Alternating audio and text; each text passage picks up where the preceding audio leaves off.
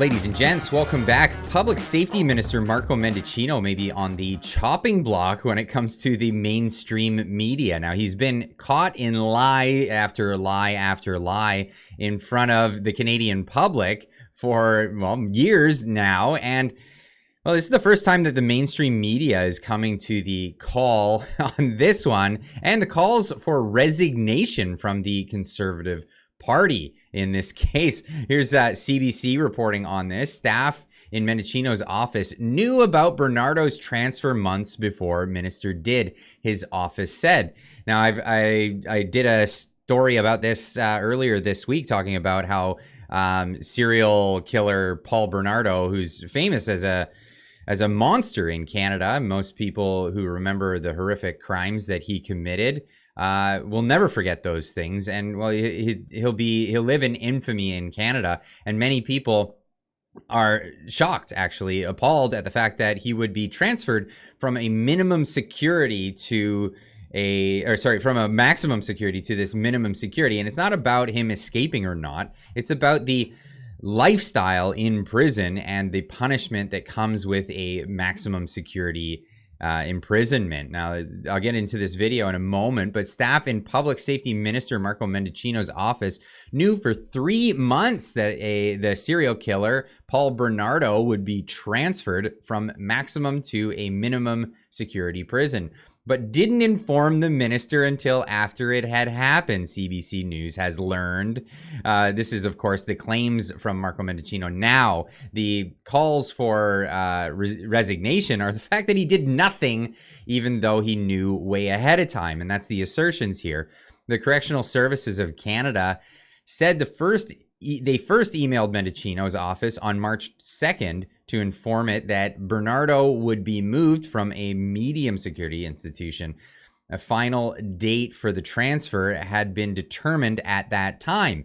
CSC said it sent a second email on the 25th to Mendicino's office saying Bernardo would be transferred 4 days later. Now, Mendicino is saying that, no, I didn't know about this. Nobody told me.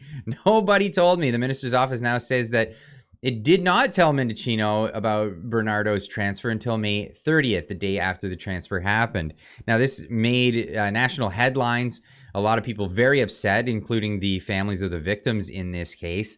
And Marco Mendicino did and said nothing about this, and is now trying to backtrack and say that, oh, he just wasn't told, throwing his office under the bus in this case. There's CBC's coverage of this. This is how the public safety minister originally described his reaction to news serial killer Paul Bernardo had been moved. First, the decision to transfer Paul Bernardo from a maximum security institution to a medium security institution is both shocking and incomprehensible. CBC News has now learned that the Correctional Service of Canada did give Mendicino's office advance warning about the transfer, but staff didn't tell the minister for 3 months until a day after Bernardo was moved. This raises a lot of questions, and it's disturbing. From what my clients were telling me, there seems to be a rather cavalier attitude about something so serious, and that makes them feel vulnerable and disrespected. Victims' families say they found out about the transfer the day it happened. Some say the minister should have known himself much earlier. Well, he should have known because his staff should have told him. Now, he's throwing his staff under the bus in this case and saying that they never told him why they're still employed. Not sure about that, but well, we'll get into this. Now, Marco Mendicino, he did put out a public statement for everybody to read. Most people, as soon as they saw a public statement from Marco Mendicino, assumed, oh, here comes his resignation letter. No, it's anything but that in this case. Public statement from the minister, reading, as Minister of Public Safety, former federal prosecutor, and as a Canadian, I share the anger and disappointment felt across the country following the Correctional Service of Canada's independent decision to transfer Paul Bernardo to a medium security institution. Of course, independent. He's making sure everybody knows this wasn't his decision, and that they're making these decisions on their own. Of course, they notified him. He is the public safety minister. It's his job to oversee this stuff. But hey, no, he's busy banning guns. He's busy doing all kinds of things across Canada. That's not his job. You know, this being his job. Of course, he gives a bunch of recommendations moving forward of how to handle this for the correctional facility. But here's the thing. Yeah, in high profile cases, they should contact MPs, which they did. And Mendicino is now saying that he never heard about it. Now, being asked about this, Canada Proud showing this video here. When he was asked about this, he tried to evade the question and was actually chased down by the reporters in this scrum here. And I will be working very closely with the CSC. So this is, I think, a very good and thorough summation of the actions that we've taken to date. And I'll be happy to take more questions. He just bails. Whoa, whoa, whoa, they say, and then they chase him down. Now, CPAC has the footage of him being chased down and then ask questions off of the podium and actually having to answer some of these questions. How is it? And we have questions. Come on. Why didn't your staff tell you? What's the explanation? How is it credible that all of the most senior staff who are paid for by taxpayers and government and the PCO and the Prime Minister's office and your office knew, but somehow you and the Prime Minister were only told after the fact? How is that in any way credible to the average person who goes to their job and does their job every day? Okay. What an incredible question. How is it that everybody knew except you and the Prime Minister's office, or you and the Prime Minister himself were unaware of this thing that everybody knew about, and you did nothing about it, and now you're throwing your staff under the bus?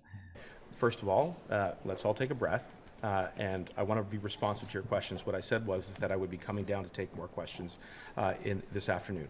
But you said what that I would say, and then you didn't cut your office. We waited for 5 hours for you yesterday. Right now. I'm They waited here for right 5 now, hours. I'll be here again. Questions. Absolutely. And then you tried to run away. But I agree with you that there is a challenge there, which is why we have taken steps to address that through corrective actions internally, as well as by making sure that the CSC works very closely with victims' families going forward. Why didn't your staff tell you? Why didn't your staff tell you? Why didn't your staff tell you? What's the explanation? Oui, il faut montrer un peu de respect. Oui. Donc, comme j'avais mentionné, je vais prendre action concrète sur les questions de mon équipe. J'avais dit à tout le monde. Well, I'm gonna be honest with you. I don't know what's being said here. I don't speak French, and I know that this is actually a really clever tactic from politicians in Canada. That when they want to answer a question that is maybe they don't want that soundbite going around, they'll answer it in French. So if somebody in the comments can translate what has been said there, I'll leave a link in the description down below where you can check out the whole video for yourself. But let's move on in this video. Now, Pierre Poilievre is calling for the resignation of Marco Mendicino. Finally, I mean, there's so many things that he's lied about over the years here. And it's this one that takes the cake somehow. But anyway, moving on from that, this is definitely one of the things that they're calling for his resignation over. Marco Mendicino has been caught lying to Canadians again and again. He can't be allowed to remain in his position as public safety minister. He must step down immediately. And then obviously there's this poster here for his calling for his resignation, and also calling in the House of Commons for his resignation here. As I said earlier, I was informed on May 30th, the day after Paul Bernardo was physically transferred to a medium security institution. And at that time, I took immediate action expressing the concerns of the families of Leslie Mahaffey and Kristen French to the commissioner. There is an internal review process. I have also made it clear to my staff that this should have been briefed immediately. Corrective steps have been taken. I have dealt with it, and we will now always defend the rights of victims.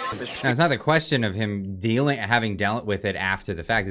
fact is that his office learned so long ago, 3 months ago, and they didn't file any of this stuff at the time. This is the issue, and now he's lying to the public about his knowledge of this at the time. Now that it's become a political backlash situation, he did something about it, and that's the allegations here from the opposition party. Speaker, now he's throwing his staff under the bus. His office admits that they found out on March the 2nd, 3 months before the minister claimed to be shocked by the news. If his staff had really kept a secret from him of this enormity, he would have fired them a long time ago. But he hasn't, because he knows, and they know, that he knew way back then. So will he do the only honorable thing that is left for him to do, and resign? Mr. Speaker, I invite the Leader of the Conservative Party to repeat that allegation outside of the House. I will absolutely reject it. I knew on May 30th. Okay, so the reason why he would say something like that, say this outside of the House, is not actually like a come outside and fight me, which is what it kind of sounds like. No, there's parliamentary privilege where you can make say certain things and seemingly make accusations. But if you said that outside of the House, and you made an accusation, then you could be liable for, well, slander, and there could be lawsuits inbound. But Pierre Poilievre, well, you'll hear his response here anyway. 2 seconds. Mr. Speaker, it is the Leader of the Conservative Party of Canada who misleads this House when he impugns my knowledge before May 30th. I have made it absolutely clear that that was the day on which I found out. I have taken corrective steps internally with my office, an office for which I am responsible for, to this Parliament, to the Canadian public, which is why immediately upon knowing that fact, that he was transferred to a medium security institution, I raised it with the Commissioner. I've spoken with the representatives of the families of Leslie Mahaffey and Kristen French. First of all, I have stated all of these things outside of the House of Commons, so whatever. So therefore, if there's going to be a lawsuit coming, bring it is essentially what the words of Pierre Poilievre. There is the Leader of the Opposition. Whatever threat he's trying to make, he can act on. But more important than that, he did not act. His office knew on March the 2nd. He expects us to believe that his staff just forgot to walk down the hall and inform him that perhaps the most notorious killer in Canadian history was being moved out of a maximum security penitentiary to enjoy more luxuries and more freedoms in a medium security penitentiary.